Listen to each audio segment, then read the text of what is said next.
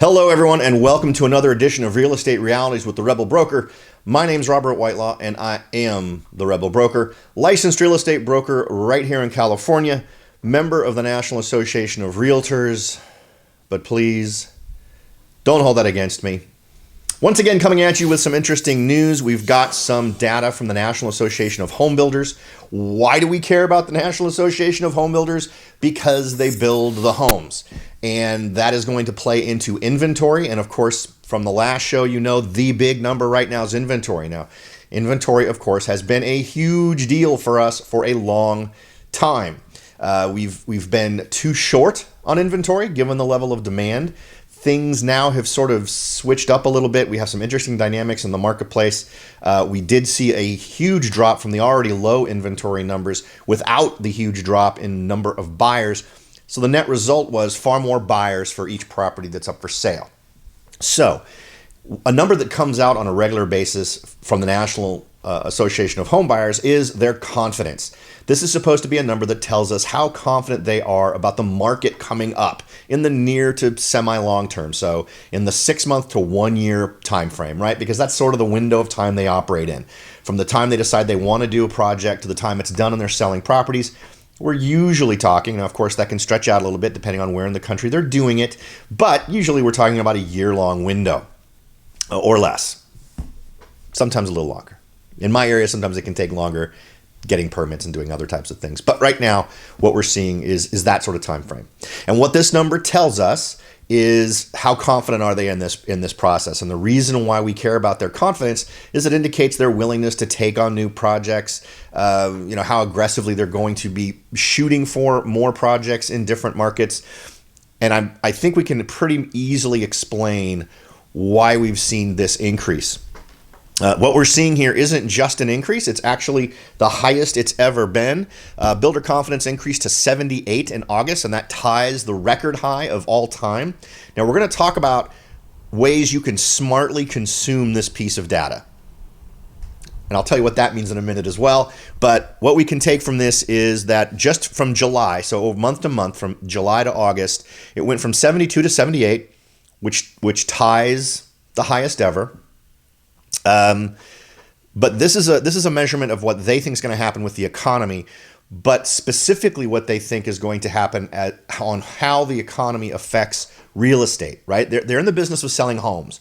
So it's not so complicated as to say, how robust is the economy? How well is the stock market doing? None of those things really play into it. What they really want to know is, will there be people to buy the houses we build at the price that we want? Now, of course, a lot of economic elements are going to feed into that. But I think one of the biggest elements, regardless of what they may say about other economic influences, is the fact that there is just no inventory. If I were a home builder right now, I would be confident. And I think, what did they say their reasons were here? In a sign that housing continues to lead the economy forward, builder confidence in the market for newly built single-family homes increased 6 points to 78 in August, according to the latest National Association of Homebuyers Wells Fargo Housing Market Index. Let's see here. Quote, the demand for new single-family homes continues to be strong as low interest rates and a focus on the importance of housing has stoked buyer traffic to all-time highs as measured on the HMI. So what they're saying is they're seeing all of this all-time high buyer interest, which is interesting because at the same time, we're seeing sellers of existing homes not coming onto the market. So that sort of backs up what we've talked about before. And I think that's the primary reason. They're just not seeing a lot of competition out there in the world for their product. Now, let me give you a real world example. I was out jogging around today in my hometown of Morgan Hill, and on the corner of Hill and Dunn, which is a pretty major intersection here in Morgan Hill, there's a new construction going up. There are 6 homes being built on a lot, and the sign was happily proclaiming that these homes will go onto the market for the high 1.2 millions. So close to 1.3 million. The average price in Morgan Hill, if you watched the coffee and real estate chat we did live on Facebook on Saturday, you know the average price is just over $1 million. So what we're seeing are homes that are priced above the average for Morgan Hill that don't appear to be extraordinary in any way. There is not a lot of land here. These are homes that are likely going to be on relatively small lots. And they're going to be charging over 1.2 million for these. And that seems a little nuts to me. If I had $1.2 million and I went looking for homes right now, even with the really low volume of properties in inventory, I could find a lot of homes that are giving me 3, 4 bedrooms, 5 bedrooms. There's homes here in Holiday Lake Estates that are on a half acre. That pricing seems a little bit out there to me. We'll see how it goes. It wouldn't surprise me if, given this super low inventory, they're actually able to accomplish that. But builders are clearly seeing this. And one of the things I would hope for is that builders see the opportunity here that they have to fill a need. And that would be more mainstream properties, more average price or below average priced properties. But unfortunately, we're seeing this leaning towards the higher end in property development that is a little bit disappointing. I know here in Morgan Hill, we've had plenty of that. We have had a few that are more reasonably priced. There's actually another development just on the other side of the freeway on the same road on Dunn that is not priced in the crazy range. Now, granted, these are townhomes. They're not single-family residential homes, but they are $500,000 less. So that's a pretty big difference. It'll be interesting to see how these do. I'm not sure what the time frame is. They've just broken ground. They're kind of just laying out the lots right now. I'm willing to bet that we're at least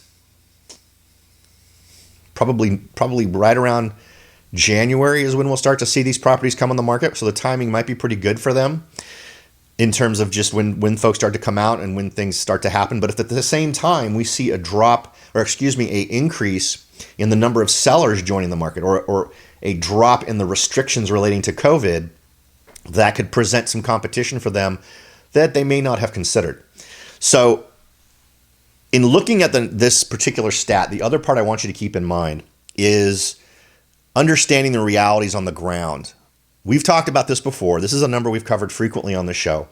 And I always look for a couple of other things as it relates to the National Association of Homebuyers confidence number, because we've seen absolutely contradictory performance in the past. Now, I actually think, given the current lay of the land, this kind of makes sense. If I was a builder, I would be relatively confident, given the reality today of how little competition they're getting from existing home sales. But two things I like to check when I see these numbers. One, I want to see architectural billing increasing.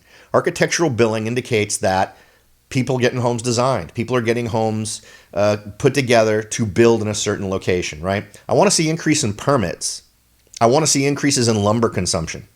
These are all things that tell me that when I ask you the question, do you have confidence moving forward in the housing market or whatever, I can then connect that to actions you're taking. Now remember, actions are stronger than words, right? So if I see actions that back up the conclusion that you're confident, in other words, you're putting your money where your mouth is, then that's data I like to see. It indicates that they're not saying they're confident just because they really want people to believe they're confident. They don't want to communicate something that might cause concern on the part of the consuming public.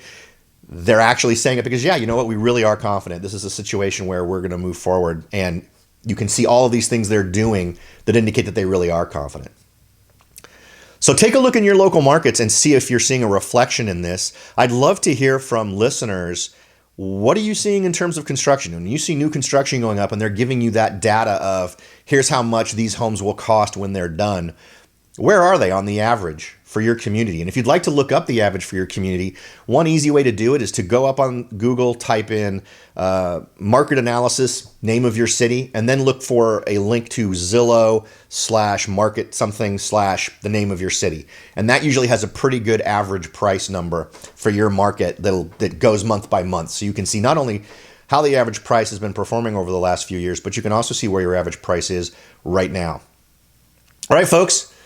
I know it was a quick one for today, but it was data I thought you might benefit from hearing about. As always, the goal is to leave more knowledge on the table than I take up in your time. Hope we've achieved that today. Thanks for listening, and I'll talk to you all next time.